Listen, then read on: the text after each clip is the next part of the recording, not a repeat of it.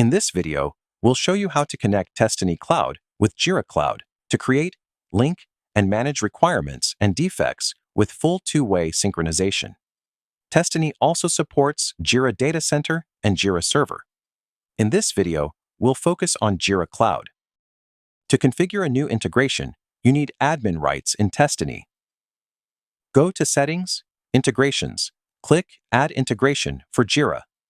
Then enter your Jira Cloud URL, the email address of the Jira user account that Testiny should use for the connection, and paste a valid Jira API token for that user.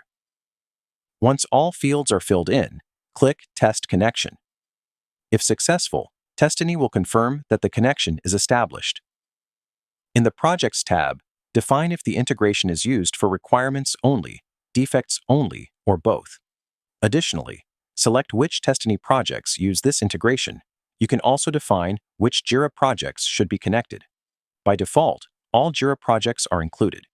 If needed, you can restrict the integration to specific Jira projects. Click Save. Your basic integration setup is now complete.